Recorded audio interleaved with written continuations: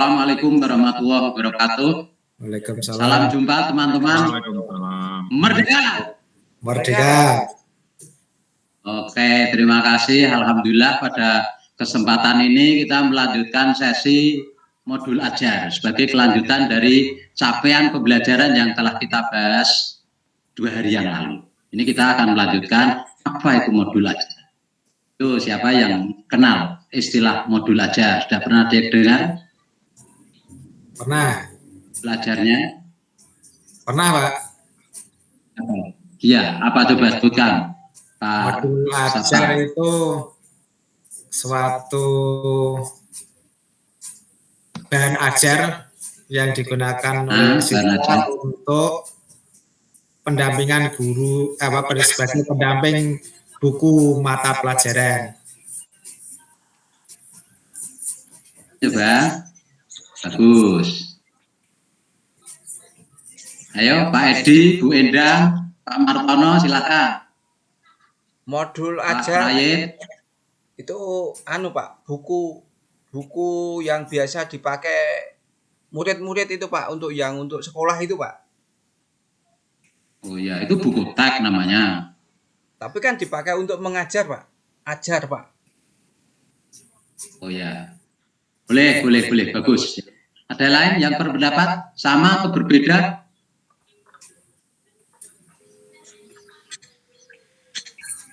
Yang lain? Oke. Bungkus dulu ya. Jawaban Ibu Bapak, saudara sekalian, nanti kita simpulkan beberapa menit ke depan. Tujuan kegiatan ini tentu peserta paham tentang modul ajar, apa itu yang dimaksud modul ajar. Yang kedua, peserta memahami kriteria yang harus dimiliki modul ajar.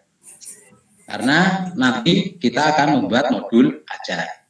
Kemudian peserta memahami prosedur penyusunan modul ajar. Oke, 3 hal itu tolong dicatat di benak supaya nanti di akhir kegiatan kita bisa memahami. Oke, tadi teman-teman sudah berpendapat sekitar modul ajar. Nah, yang akan saya sampaikan adalah seperti ini.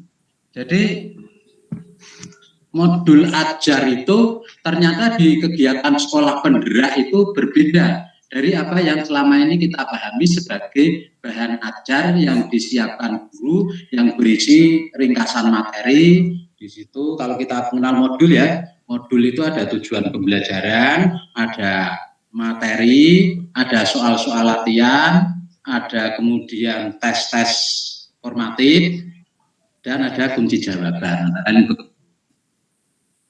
Nah, sekarang apa yang disebut modul ajar di sini? Maaf, Bapak Ibu sebagai guru kan tentu membuat perencanaan pembelajaran. Perencanaan pembelajaran kita selama ini dinamakan apa, Bapak Ibu? RPP. Siapa yang mendapat? RPP. Jadi RPP itu adalah apa RPP itu? Rencana. Ya, rencana apa coba? RPP. Rencana untuk program mengantarkan pengajaran, kita Pak. nanti ke konsep berikutnya. Apa, Pak? Rencana program pengajaran, Pak. Rencana program pengajaran. Artinya? Jadi kita menyusun langkah-langkah ketika kita mau mengajar itu acuannya pakai RPP itu, Pak. Oh iya. Hubungannya dengan kurikulum apa itu? Hubungannya dengan kurikulum, apa yang menjadi tujuan atau karakteristik mata pelajaran itu masuk ke dalam kurikulum satuan pendidikan, Pak. Ya. Kurikulum dengan apa RPP tadi hubungannya apa? RPP bagian dari kurikulum, Pak. Iya, betul. RPP bagian dari kurikulum. Kaitannya dengan peserta didik apa, Pak? Siapa berpendapat RPP?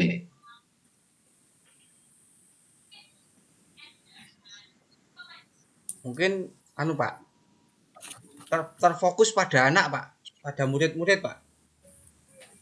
Iya, terfokus pada murid-murid.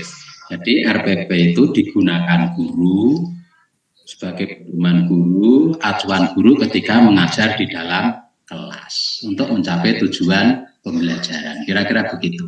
Nah, bagaimana dengan modul ajar yang sekarang baru-baru ini kita dengar di dalam kegiatan sekolah penggerak? Modul ajar ini adalah sejumlah alat atau sarana media, metode, petunjuk, dan pedoman yang dirancang oleh guru secara sistematis dan menarik. Ya, jadi modul ajar merupakan implementasi dari alur tujuan pembelajaran. Teman-teman, kemarin kita sudah bahas tujuan pembelajaran. Masih ingat ya tujuan pembelajaran? Alur tujuan pembelajaran, masih ingat? Atau lupa? Masih, Pak. Masih. Oh, masih, alhamdulillah. Kemudian kita juga ingat ada istilah P3, bukan Partai Persatuan Pembangunan, tapi apa itu? Profil pelajar Pancasila. Iya, profil pelajar Pancasila. Di sekolah penggerak itu nanti di dalam implementasi kurikulumnya ingin mewujudkan sebuah lulusan yang dinamakan anak kita itu nanti berprofil sebagai pelajar Pancasila. Jadi profilnya pelajar Pancasila ini profil yang luar biasa tentu saja. Nah, nilai-nilai Pancasila itu akan ada pada anak-anak kita. Oke. Kira-kira modul ajar sudah dipahami ya? Saya ulangi, modul ajar adalah sejumlah alat atau sarana, media, metode, petunjuk, dan pedoman yang dirancang secara sistematis dan menarik. Modul ajar merupakan implementasi dari alur tujuan pembelajaran yang dikembangkan dari capaian pembelajaran dengan profil pelajar Pancasila sebagai sasaran. Kira-kira paham ini? Kalimat ini, Bapak-bapak. Paham ya? Paham. Kalau tadi Pak Martono menyebutkan pengertian konsep rencana pembelajaran, kira-kira ada hubungan atau bedanya apa itu kira-kira? Siapa yang mau berpendapat? Karena selama ini kita akan menyusun rencana pelaksanaan pembelajaran. Ayo, siapa mau berkomentar? Kaitannya apa nggih, Pak nggih? Kaitannya atau bedanya atau kesamaannya? Silakan. Belum menemukan, Kalau Pak. itu menjadi pedoman, Pak. Menjadi Ya. pedoman bagi guru untuk melaksanakan pembelajaran, kesamaannya. Kesamaannya ya, jadi kesamaannya betul sekali Pak. Modul ajar lebih lengkap ya. Modul ajar itu untuk pedoman dalam pelaksanaan pembelajaran. Oke, itu kita catat Pak. Jadi itu dicatat sebagai pengertian yang teman-teman pahami.